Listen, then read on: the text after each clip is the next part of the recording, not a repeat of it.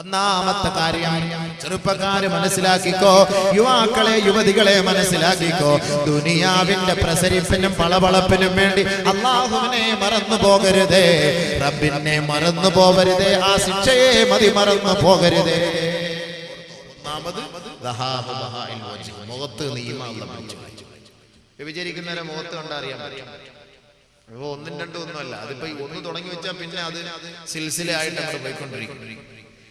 തുടങ്ങാൻ ഒരു പേടിയാണ്. തുടങ്ങി എളുപ്പമായി കിട്ടിക്കഴിഞ്ഞാൽ പിന്നെ കാര്യങ്ങളൊക്കെ പിന്നെ എളുപ്പമായി, പിന്നെ അവന്റെ മുഖത്ത് നോക്കുമ്പോൾ അറിയാൻ പറ്റും സംഭവം. രണ്ടാമത് വിശദീകരിക്കാൻ സമയമില്ല, അതിന്റെ വേറെ അതീതികളിലേക്ക് കിടക്കുന്ന സംഭവിക്കാം. വിശദീകരിക്കാൻ വേറൊരു പരിപാടി കൂടി ഏറ്റുപോയത് കൊണ്ട് ഒരുപാട് പറയാം. നബിയുനാ റസൂലുള്ളാഹി തങ്ങൾ പറയുകയാണ്, ഒന്നാമത് അവന്റെ ഈമാൻ അല്ലാഹു പറിച്ചു കളയും, രണ്ടാമത് വഖസ്റുൽ ഉംർ, അവന്റെ ആയുസ്സിന്റെ ദൈർഘ്യം അല്ലാഹു കുറച്ചു കളയും.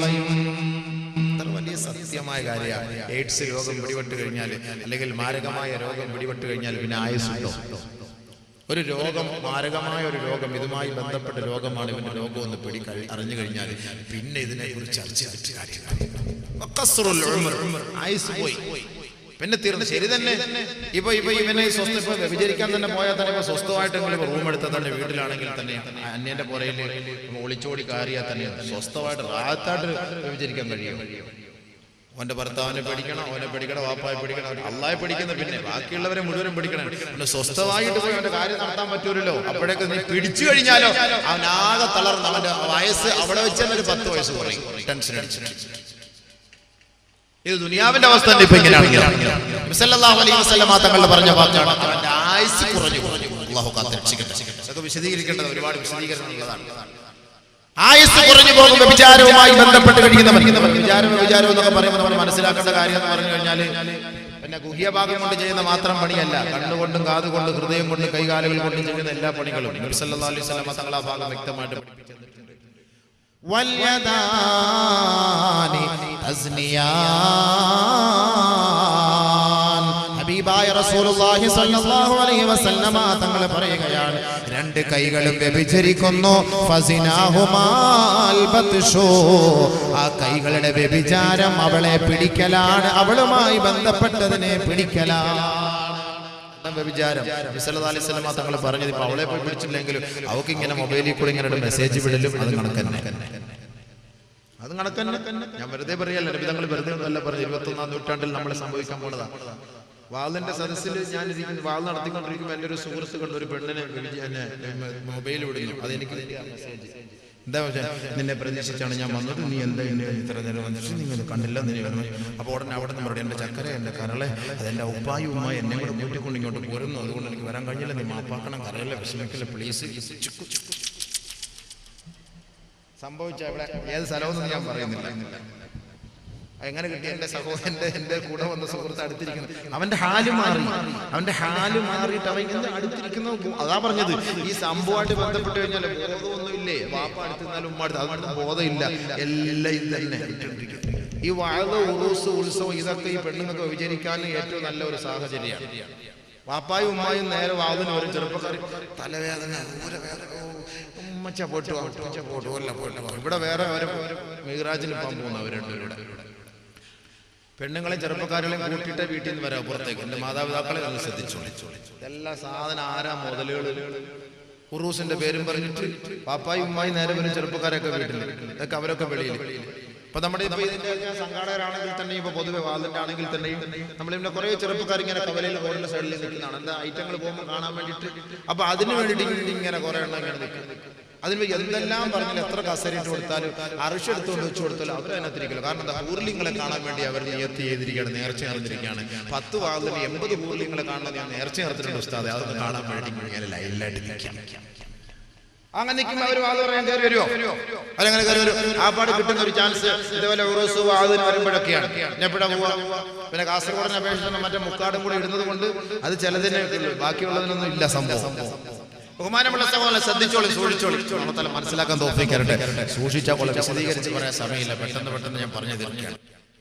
അപ്പൊ ആയുസ് കുറഞ്ഞു പോകും, മൊത്തം ടെൻഷൻ അടിച്ച് പിന്നെ അവന്റെ ജീവിതമേ നശിച്ചത് തന്നെ. നബിയുനാ റസൂലുള്ളാഹി സ്വല്ലല്ലാഹു അലൈഹി വസല്ലം 3 ഹബീബായ റസൂലുള്ളാഹി തങ്ങൾ പറയുന്നു, വദവാമുൽ ദാരിദ്ര്യം, സ്ഥിരമായ ദാരിദ്ര്യം, ക്രൈസിസ്, സാമ്പത്തിക മാന്ദ്യം. എന്തുകൊണ്ടാണ് ദുബായ് തകർന്നുകൊണ്ടിരിക്കുന്നത്? എന്തുകൊണ്ടാണ് പാശ്ചാത്യ ലോകങ്ങൾ തകർന്നു പോയിക്കൊണ്ടിരിക്കുന്നത്? എന്തേ സാമ്പത്തിക മാന്ദ്യം? ഒരു കുടുംബത്തിൽ എത്രയെത്ര ആത്മഹത്യകളാണ് നടക്കുന്നത്? ജോലിയില്ല, ശമ്പളമില്ല, തന്റെ കുടുംബത്തെ പോറ്റാനുള്ള സാമ്പത്തികമായ ശേഷിയില്ല, കഴിവില്ല. സ്വന്തമായി ഗണ്ണെടുത്തുകൊണ്ട് സ്വയമേ നിറയൊഴിക്കുകയാണ്, ആത്മഹത്യക്ക് വിധേയരാവുകയാണ്. എത്രയെത്ര കുഞ്ഞുമക്കൾക്കാണ് വിഷം കൊടുത്തു കൊല്ലുന്നതെങ്കിൽ ദാരിദ്ര്യമാണ്. ലോകത്തിന്റെ നായകത്വം വഹിച്ച മുഹമ്മദ് മുസ്തഫ സല്ലല്ലാഹു അലൈഹി വസല്ലമ തങ്ങൾ ലോകത്തോട് വിളിച്ചു പറഞ്ഞില്ലയോ, വ്യഭിചാരവുമായി ബന്ധപ്പെടുന്നവരെ ആ നാടിനെ അല്ലാഹു മാന്ദ്യം കൊണ്ട് പരീക്ഷിക്കുമെന്ന് ഹബീബായ തങ്ങൾ പഠിപ്പിച്ചില്ലയോ? ആ വീടിനെ അല്ലാഹു ദാരിദ്ര്യം കൊണ്ട് പരീക്ഷിക്കുമെന്ന് നബിയുനാ റസൂലുള്ളാഹി. അല്ലാഹുവിന്റെ റസൂലിന്റെ വാക്കുകൾക്കൊരു കോട്ടവും സംഭവിച്ചിട്ടില്ല. ഇന്തോനേഷ്യയുടെ ചരിത്രം പരിശോധിച്ചോ, തായ്ലൻഡിന്റെ ചരിത്രം പരിശോധിച്ചോ, ദുബായിയുടെ ചരിത്രം നിങ്ങൾ പരിശോധിച്ചോ, വ്യഭിചാരത്തിന് ലൈസൻസ് ആണ്. റോഡിന്റെ സൈഡിലൂടെ നടന്നു പോകുന്ന ആൺകുട്ടികളെ നിക്കറും ബ്ലൗസും ഇട്ടുകൊണ്ട് നടക്കുന്ന പെണ്ണ് കയ്യോടെ പിടിക്കുന്നു. 20 ദിർഹമിന് വേണ്ടി ഏതെങ്കിലും ഒരു കരയുടെ ഓരത്ത് കൊണ്ടുപോയി 10-15 മിനിറ്റ് വികൃതികളുമായി ബന്ധപ്പെട്ടിട്ട് പറഞ്ഞയക്കുമ്പോ ഓർക്കണേ, വ്യഭിചാരം ചായ കുടിക്കുന്നത് പോലെ വ്യാപിച്ചിരിക്കുകയാണ്. വ്യഭിചാരം ചായ കുടിക്കുന്നത് പോലെ വ്യാപിച്ച ഒരു കാലഘട്ടം 21-ാം നൂറ്റാണ്ടിൽ മുസ്ലിമേ നീ കാണുകയാണെങ്കിൽ ഓർത്തോ, അല്ലാഹുവിന്റെ റസൂലിന്റെ വാക്കാണ്. അന്ന് അവരുടെ സാമ്പത്തികമായ സകലമായ സംവിധാനങ്ങളും തകർന്നു പോകും. അല്ലാഹു കാത്തുരക്ഷിക്കട്ടെ. അപ്പൊ ഈ വ്യഭിചാരം എന്ന് പറഞ്ഞു കഴിഞ്ഞാല് കൈകളുടെ വ്യഭിചാരമാണ്. അത് എവിടെ പിടിച്ചാലും ശരി, അതുമായി ബന്ധപ്പെട്ട് എല്ലാ കാര്യങ്ങളും അതിന്റെ വ്യഭിചാരമാണ്. വ്യഭിചാരം എന്ന് നമ്മൾ മനസ്സിലാക്കണം.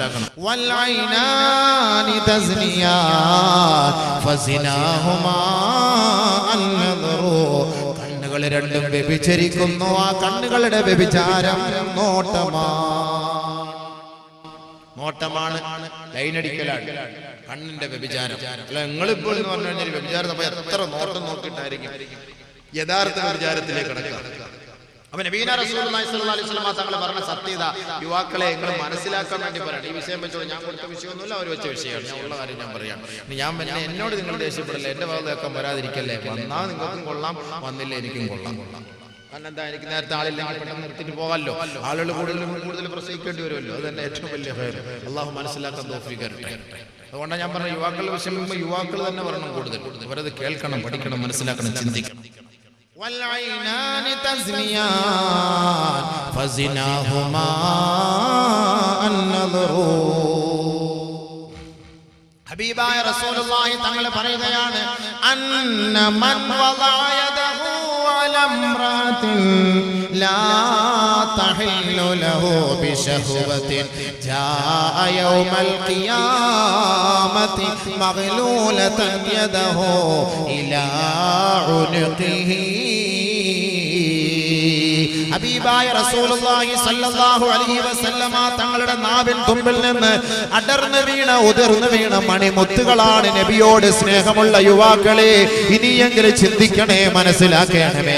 അല്ലാഹുവിന്റെ റസൂലിന്റെ മുത്തായ വാക്കൊന്ന് നിങ്ങൾ പെറുക്കിയെടുത്ത് ഹൃദയത്തിൽ സൂക്ഷിക്കണേ. ഇസ്മ മുഹമ്മദിക്കെ ഉജാല കർദേ. നിന്റെ ഹൃദയത്തിൽ നബി തങ്ങളെ കുറിച്ചുള്ള ഒരു പ്രകീർത്തനം സദസ്സുണ്ടാക്കി വെക്കണേ. അല്ലാഹുവിന്റെ റസൂലിനെ കുറിച്ചൊരു വ്രണം നിന്റെ ഹൃദയത്തിൽ ഉണ്ടാകട്ടെ. നബി തങ്ങളെ കുറിച്ചൊരു ലേഖനം തന്നെ നീ എഴുതി വെക്കണേ. നിന്നെ നീയാക്കി മാറ്റിയത് ആ നബിയാണ്. ആ നബി തങ്ങൾ ലോകത്ത് വന്നില്ലെങ്കിൽ നീ ഉണ്ടാവുകയില്ല. ഇന്ന് ഈ ലോകത്തിന്റെ കാരണം, ഇതിന്റെ തുടക്കവും ഇതിന്റെ ഒടുക്കവും ആദരവായ ഹബീബായ റസൂലുള്ളാഹി തങ്ങളാണ്. നാളെ ആഖിറത്തിൽ അല്ലാഹുവിന്റെ റസൂൽ ആണല്ലോ നമ്മെ കൈപിടിച്ച് റബ്ബിന്റെ കോടതിയിലേക്ക് കൊണ്ടുപോകേണ്ടത്. ഖിയാമത്ത് നാളിൽ സൂറന്ന കാഹളത്തിൽ ഊതപ്പെടുമ്പോ 3 മൂന്നാമത്തെ ഊത്തിലൂടെ ഖബറുകളിൽ നിന്ന് നാം എല്ലാം സടകുടഞ്ഞെഴുന്നേൽക്കുമ്പോ നമ്മെ വരിക്ക് വരിക്ക് നമ്മളെ അള്ളാന്റെ ഭാഗത്തേക്ക് കൊണ്ടുപോകുന്നത് ആദരമായ റസൂലുള്ളാഹി തങ്ങളല്ലയോ? അന അവ്വലു മൻ യുൻശഖു അൻഹുൽ ഖബറു, ആദ്യമായി സൂറന്ന കാഹളത്തിൽ ഊതപ്പെടുന്നതിന് മുമ്പ് എന്റെ ഖബറാണ് പൊട്ടിപ്പിളരുക, ഞാനാണ് അതിൽ നിന്ന് ഉയർത്തെഴുന്നേറ്റ് വരിക. സൂറന്ന കാഹളത്തിൽ മൂന്നാമത്തെ ഊത്തിന് മുമ്പായി ബഹുമാനപ്പെട്ട ഇസ്രാഫീൽ അലൈഹിസ്സലാത്തു വസ്സലാമിനെ അല്ലാഹു ഉണർത്തുകയാണ്, ജിബ്രീലിനെ അല്ലാഹു ഉണർത്തുകയാണ്, മീകായീലിനെ അല്ലാഹു ഉണർത്തുകയാണ്. ഈ മൂന്ന് പേരും ബഹുമാനപ്പെട്ട നബിയുനാ റസൂലുള്ളാഹി തങ്ങളുടെ മഖ്ബറയിലേക്ക് വരികയാണ്. മദീന പള്ളിയുടെ ഉമ്മറ പടിയിൽ നിന്നുകൊണ്ട് അല്ലാഹുവിന്റെ റസൂൽ ഹബീബായ തങ്ങളെ വിളിച്ചുണർത്തുകയാണ്. ആ ഖബറിനകത്ത് വിശ്രമിക്കുന്ന ലോകത്തിന്റെ ചൈതന്യമതാ ഉയർത്തെഴുന്നേറ്റ് വരികയാണ്. നബി തങ്ങൾ പറയുകയാണ്, അന അവ്വലു മൻ യുൻശഖു അൻഹുൽ ഖബറു, ആദ്യമായി ഖബർ പൊട്ടിപ്പിളർന്നെഴുന്നേറ്റ് വരുന്നത് ഞാനായിരിക്കും. എന്നെ സാക്ഷ്യപ്പെടുത്തിയിട്ടാണ് ബഹുമാനപ്പെട്ട ഇസ്രാഫീൽ അലൈഹിസ്സലാത്തു വസ്സലാം മൂന്നാമത്തെ ഊത്ത് സൂറന്ന കാഹളത്തിൽ ഓതുക. വനുഫിഖ ഫിസ്സൂർ ഫഇദാ ഹും മിനൽ അജ്ദാഥി ഇലാ റബ്ബിഹിം യൻസിലൂൻ. ഖാലൂ യാ വൈലനാ മൻ ബഅസനാ മിൻ മർഖദിനാ ഹാദാ മാ വഅദർ റഹ്മാൻ വസദഖൽ മുർസലൂൻ. ഇൻ കാനത് ഇല്ലാ സൈഹതൻ വാഹിദ, ഇൻ കാനത് ഇല്ലാ സൈഹതൻ വാഹിദ. ഒരു ഘോരഗർജനത്തിലൂടെ, ഒരു പ്രകമ്പനത്തിലൂടെ, മൂന്നാമത്തെ ഊത്തിലൂടെ ഉറങ്ങിക്കിടക്കുന്ന ഖബറാളികളെ ഇതാ മലക്കുകൾ വിളിച്ചുണർത്തുകയാണ്.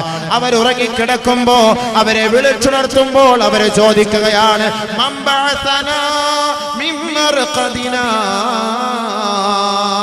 ആരാണ് ഞങ്ങളുടെ ഉറക്കിന് ദോഷം വരുത്തിയത്, ആരാണ് ഞങ്ങളുടെ ഉറക്കിന് ഇടങ്ങേറ് വരുത്തിയത്, ആരാണ് ഞങ്ങളെ ഉറക്കിൽ നിന്ന് വിളിച്ചുണർത്തിയത്? ഉടനെ അവരോട് പറയപ്പെടും, ഹാദാ മാ വഅദർ റഹ്മാൻ വസദഖൽ മുർസലൂൻ. എത്രയെത്ര പ്രഭാഷണങ്ങളിലൂടെ, എത്രയെത്ര നാവും തുമ്പുകളിലൂടെ, എത്രയെത്ര മദ്രസകളിലൂടെ, പള്ളികളിലൂടെ, മിമ്പറുകളിലൂടെ, മിഹ്റാബുകളിലൂടെ, പ്രവാചകന്റെ നാവിലൂടെ, സഹാബത്തിന്റെ നാവിലൂടെ നിങ്ങൾക്ക് അറിയിച്ചു തന്ന സത്യമല്ലേ, സത്യമല്ലേ? ഈ ദുനിയാവ് നശ്വരമാണ്, ക്ഷണികമാണ്, നൈമിഷികമാണ്. മരിച്ച് ഖബറിലേക്ക് വീണ് കഴിഞ്ഞാൽ വീണ്ടും നിങ്ങളെ അവിടുന്ന് ഉയർത്തെഴുന്നേൽപ്പിച്ചുകൊണ്ട് ഒരു വിചാരണയുടെ ലോകത്തേക്ക് കൊണ്ടുപോകുമെന്നുള്ള സത്യം എത്രയെത്ര പ്രഭാഷണങ്ങളിലൂടെ നിങ്ങൾ കേട്ടതല്ലേ? ഹാദാ ഹാദാ മാ വഅദർ റഹ്മാൻ വസദഖൽ മുർസലൂൻ. അല്ലാഹുവിന്റെ വിളിയാളം എത്തിയിരിക്കുകയാണ്. അവരിതാ നിങ്ങളെ ക്ഷണിക്കുകയാണ്. ഉറങ്ങിയത് മതി, എഴുന്നേൽക്കണേ, എഴുന്നേൽക്കണേ, എഴുന്നേൽക്കണേ. അങ്ങനെ മലക്കുകൾ വന്ന് നമ്മളെ വിളിച്ചുകൊണ്ട് അല്ലാഹുവിന്റെ കോടതിയിലേക്ക് കൊണ്ടുപോകുമ്പോ സഹോദരാ, നമ്മുടെ കൈകൾ നമുക്കെതിരെ സാക്ഷി പറയും, നമ്മുടെ കണ്ണുകൾ നമുക്കെതിരെ സാക്ഷി പറയും, നമ്മുടെ കാതുകൾ നമുക്കെതിരെ സാക്ഷി പറയും, നമ്മുടെ ഹൃദയം നമുക്കെതിരെ സാക്ഷി പറയും, നമ്മുടെ കാലുകൾ നമുക്കെതിരെ സാക്ഷി പറയും, നമ്മുടെ രോമഭൂമങ്ങൾ നമുക്കെതിരെ സാക്ഷി പറയും. അതാണ് നബിയുനാ റസൂലുള്ളാഹി തങ്ങൾ പറഞ്ഞത്, അന്നമൻ വദഅ യദഹു അലാ ഇംറഅത്തിൻ ലാ തഹില്ലു ലഹു ജാഅ യൗമൽ ഖിയാമത്തി മഗ്ലൂലതൻ യദഹു ഇലാ ഉനുഖിഹി. ആരനാൾ അനാവശ്യമായി, അകാരണമായി ഹറാമായ ഒരു പെണ്ണിനെ, അവന്റെ ഭാര്യയല്ലാത്ത ഹറാമായ ഒരു പെണ്ണിനെ വികാര വിചാരത്തോടെ അവന്റെ കൈകൾ കൊണ്ട് സ്പർശിച്ചാൽ ജാഅ യൗമൽ ഖിയാമത്തി മഗ്ലൂലതൻ യദഹു ഇലാ ഉനുഖിഹി. അവന്റെ നെറുകം തലയിൽ കൈവിലങ്ങ് വെക്കപ്പെട്ടുകൊണ്ട് നാളെ റബ്ബിന്റെ കോടതിയിലേക്ക് ഇവനെ കൊണ്ടുവരപ്പെടുമത്രേ. ഫൈൻ ഖബ്ബലഹാ ഖുരിളത് ശഫതാഹു ഫിന്നാർ. ആരൊരാള് തന്റെ കാമുകിയെ നോക്കിയിട്ട് ചുംബിക്കുന്നുവോ, കാമുകനെ നോക്കിയിട്ട് ചുംബിക്കുന്നുവോ, പ്ലേയിങ് കിസ് അയച്ചു കൊടുക്കുന്നുവോ, മൊബൈലിലൂടെ ചുംബിക്കുന്നുവോ, കത്തിലൂടെ ചുംബിക്കുന്നുവോ, ചാറ്റിങ്ങിലൂടെ ചുംബിക്കുന്നുവോ, ചീറ്റിങ്ങിലൂടെ ചുംബിക്കുന്നുവോ, ഖുരിളത് ശഫതാഹു ഫിന്നാർ. നരകത്തിന്റെ കത്രിക കൊണ്ട് അവരുടെ ചുണ്ടുകൾ മുറിച്ചു മാറ്റപ്പെടുമത്രേ. ആരെങ്കിലും തന്റെ ഭാര്യയല്ലാതെ മറ്റൊരു പെണ്ണുമായി ശാരീരിക ലൈംഗിക വേശ്യാവൃത്തിക്ക് സാക്ഷ്യം വഹിച്ചാൽ നതഖത് ഫഖ്ദുഹു യൗമ തശ്ഹദു അലൈഹി. നമ്മുടെ അവയവങ്ങൾ നമുക്കെതിരെ സാക്ഷി പറയുന്ന ഒരു ദിവസമാണ്. അതാണ് മഹ്ശറ, അതാണ് വിചാരണയുടെ വേദി, അതാണ് വിചാരണയുടെ കോടതി, അതാണ് റബ്ബിന്റെ കോടതി. അവിടെ സത്യം മാത്രമേ പുലരുകയുള്ളൂ, ധർമ്മം മാത്രമേ നിലനിൽക്കുകയുള്ളൂ. ആരുടെയും ശുപാർശകൾക്ക് അവിടെ സ്ഥാനമില്ല. ഫമാ തൻഫഉഹും ശഫാഅത്തു ശാഫിഈൻ ഫമാ തൻഫഉ ശഫാഅത്തു ശാഫിഈൻ. ഇന്ന് ഈ ദുനിയാവിൽ എന്ത് പോക്കരിത്തരം കാണിച്ചാലും, എന്ത് തെമ്മാടിത്തരം ചെയ്താലും, ഏത് പോലീസ് പിടിച്ചാലും, എത്ര ക്യാമറകൾ ഒപ്പിയെടുത്താലും, അതെല്ലാം ഡിലീറ്റ് ചെയ്താൽ, അതെല്ലാം ഡിലീറ്റ് ചെയ്യാൻ പൈസകളുടെ വാരി എറിഞ്ഞാൽ അതെല്ലാം സാധിക്കുമെങ്കിൽ ആഖിറത്തിൽ ഒരാളുടെ ശുപാർശകൾ പോലും സ്വീകരിക്കപ്പെടുകയില്ല. അവിടേക്കാണ് നിന്നെ കൊണ്ട് നിർത്തുക. ഓരോരുത്തരുടെ വായികളും സീല് വയ്ക്കപ്പെടുന്ന ദിവസമാണ്. ആ ദിവസത്തിൽ അതാ മനുഷ്യന്റെ തുടയൽ വിളിച്ചു പറയുകയാ, നതഖത് ഫഖ്ദുഹു യൗമ തശ്ഹദു അലൈഹി. ഖിയാമത്ത് നാളിൽ അവന്റെ ഓരോ അവയവങ്ങൾ അവനെതിരെ സാക്ഷി പറയാൻ പോവുകയാണ്, സാക്ഷി പറയാൻ പോവുകയാണ്. ഉഖബത്ത് ബിൻ ആമിർ റളിയല്ലാഹു അൻഹു റിപ്പോർട്ട് ചെയ്യുന്ന ഹദീസിൽ കാണാം, ഇന്ന അവ്വല അൽമിൻ മിനൽ ഇൻസാൻ യതകല്ലമു യൗമ യുഖ്തമു അലൽ അഫ്വാ ഫഖ്ദുഹു മിനർ റിജ്ലിസ് ശിമാൽ. നാളെ മഹ്ശറ വൻസഭയുടെ മുന്നിൽ വെച്ച് മനുഷ്യ മക്കളെ നമ്മുടെ വായെല്ലാം സീലി വെക്കപ്പെടുമ്പോ ആദ്യമായി മനുഷ്യന്റെ അവയവങ്ങളിൽ നിന്ന് സംസാരിക്കുന്ന അവയവം ഫഖ്ദുഹു മിനർ റിജ്ലിസ് ശിമാൽ. അവന്റെ ഇടത് കാലിന്റെ തുടയല്ലാണ്, തുടയല്ലാണെന്ന് നബിയുനാ ശഫീഉനാ റസൂലുള്ളാഹി ഫഖാല. ആ തുടയൽ പറയുമത്രേ, നമ്മുടെ തുട പറയുമത്രേ, അനർകിബ്തു ലിൽ ഹറാം, അനർകിബ്തു ലിൽ ഹറാം. ഞാൻ ഹറാമായ പെണ്ണിന്റെ തുടയുമായി ചേർത്ത് വെച്ച തുടയാണ്, ഹറാമായ പെണ്ണിന്റെ പൃഷ്ഠഭാഗത്തോട് ഒട്ടി നിന്ന തുടയാണ്, ഹറാമായ പുരുഷനുമായി കെട്ടിപ്പിടിച്ചു കിടന്ന അവയവമാണ്. പെണ്ണേ നീ പറയേണ്ടതില്ല, നീ പറയേണ്ടതില്ല. അതെല്ലാം സ്കാനിങ്ങിലൂടെ ഇതാ ഒപ്പിയെടുത്തുകൊണ്ടിരിക്കുകയാണ്. അതെല്ലാം അതിന്റെ സമയത്ത് നമ്മുടെ അവയവങ്ങൾ വിളിച്ചു പറയുമത്രേ. ആ അവയവങ്ങൾ പറയുമ്പോ അതിനെതിരെ ചൂണ്ടാണ് വിരൽ ഉയർത്താൻ നമുക്ക് സാധ്യമല്ല. അതുകൊണ്ടാണ് നബിയുനാ റസൂലുള്ളാഹി സ്വല്ലല്ലാഹു അലൈഹി വസല്ലമ തങ്ങൾ പറഞ്ഞത്, മൻസനാ ബിംറഅത്തിൻ കാനത് മുതസവ്വിജ. ഏതെങ്കിലും സ്ത്രീകൾ തന്റെ ഭർത്താക്കന്മാർ വിദേശത്ത് പോകുമ്പോ, തന്റെ ഭർത്താക്കന്മാർ പുറത്തേക്ക് പോകുമ്പോ അന്യ പുരുഷനുമായി ലൈംഗിക ശാരീരിക ബന്ധം സ്ഥാപിച്ചാൽ കാനത് അലൈഹാ